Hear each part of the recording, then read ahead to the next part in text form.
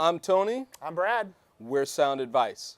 We're going to talk today about cymbals and the miking thereof. Very good. We're using Pro 37s. Audio-Technica makes a nice Pro 37. It's a small pencil condenser microphone.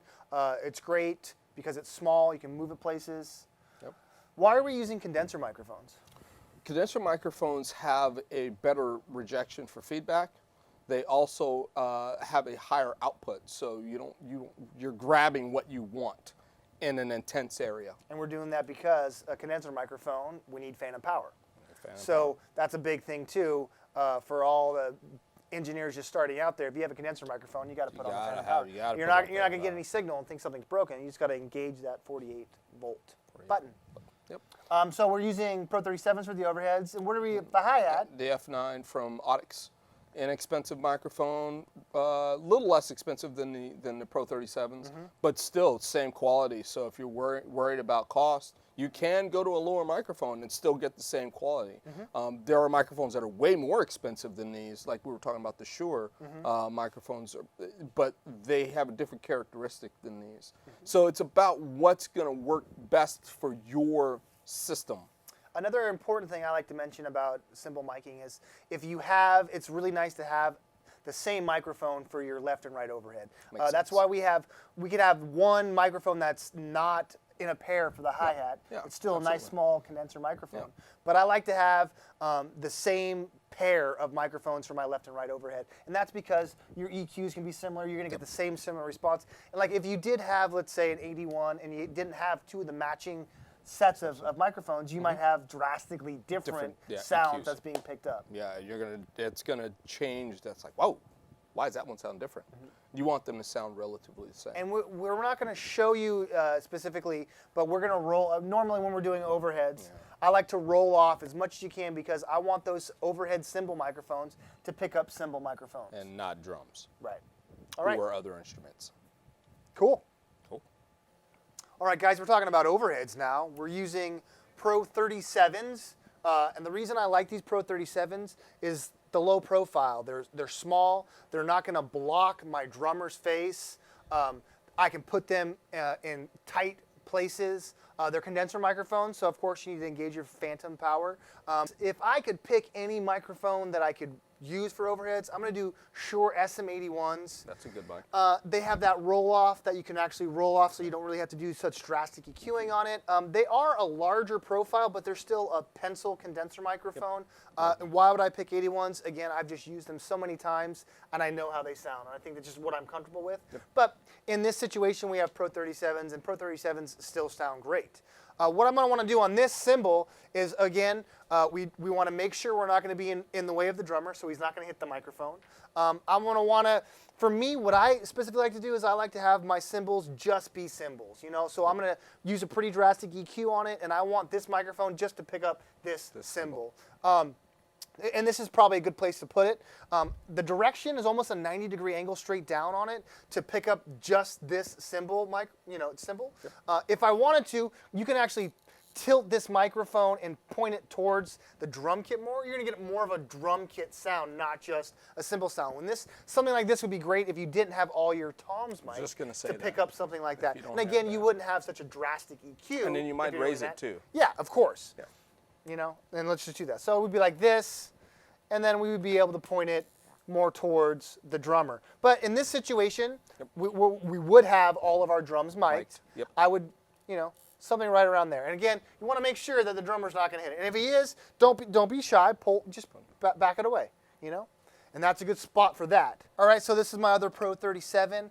This is going to be the interesting thing about this microphone is that I'm going to try to capture both of these cymbals. So if I didn't have that ride cymbal, or sometimes, Tony, I've actually seen a specific microphone just for the ride. Yep. But underneath or above. Yeah, either or. Yep. But in this situation, I want to capture both of these cymbals. So if I had a mic on the ride, I could put this in the same kind of projection configuration. as the other side. Yes. But since we're using one microphone for both cymbals, I'm going to put it roughly in the middle. Again, I'll have that roll-off sound. And like I said on the other microphone, if you didn't have all of your toms mic'd, you can actually just tilt this microphone and really get a whole drum sound. My personal preference is to have each individual instrument have their own microphone and their own sound. So I would leave it just like this in between both, again, making sure that the drummer's not going to hit it. And one other thing is you're going to want both the height of your microphones to be relatively the same level, not drastically high and drastically low. They don't have to be exactly perfect. You don't need to, get a rule out and make it level, but you want it to be in the closest vicinity of each one, just so you have a natural, even sounding cymbal sound. Makes sense. So folks, we've come to the hi-hat, and we have a special mic for that. Still pencil condenser. It's the F9 from Audix. You want to get a boom stand that's going to be adequate for this. It's not going to, it can be a taller stand, but we had a shorter stand and it just didn't fit, so I had to make this conglomerate thing work. So we need to have something small that fits in an area where you would have your hi-hat. If you got a bass player right next to you, or if you have a guitarist right next to you, you need to make sure your boom's not going to swing in their way. You need to make sure that the microphone is capturing the cymbal, like Brad was talking about. And you don't want to capture all the other instruments. You just want to hear the crispness of the hi-hat. So we're going to roll it off quite a bit to make sure that we have that cymbal sound. But you want to make sure that it's sitting in a position where it's not going to smack the microphone, but also you want to make sure you have enough sound of the cymbal itself. Even though we have the microphone all set up in its correct space, you also want to make sure that you keep it in this area, because if you bring it down to the side, what's happening is it's opening and closing, and that's going to cause wind noise. And it also makes a clasp sound. So you want to make sure you're on top or underneath. Underneath causes some issues because you're now grabbing the snare and fort and the kick, toms possibly. But over the head, it kind of shields it from the rest of the drum kit. So having it over on the top and somewhere on the side is one of your best areas. All right, so that's pretty much cymbals, overheads, and hi-hat. Yep. Small pencil condensers. Yep. We're going to roll off a lot of that low end so I can just capture the cymbals. Again, that's just a flavor of what I like to do as an engineer. And like I said, I did show you some techniques of where you could capture the whole drum sound. And that'd be a little bit different on the EQ, but I think this is a good starting point for placement, knowing where you're going to put those, keeping them at a pretty consistent, equal level. So I think that's a great place to start. Yep.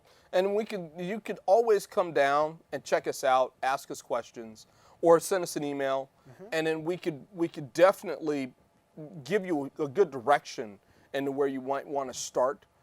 So we're not perfect, but we could give you an idea, tips and tricks that we know that we've used in our engineering lives to get you in that almost perfect condition for what you want to do. We're also really good about if you have a specific kind of microphone that you're trying to use for overheads, come in and talk to us here at Skips, and we will actually tell you what we know about these microphones, because I've used a lot of different microphones. Tony's used a lot of different microphones, and what kind of music it is, the whole 9 yards. All matters. Yeah, so come on and ask us questions. That's what we're here for. I'm Tony. I'm Brad. And we're Sound Advice. Wee wee.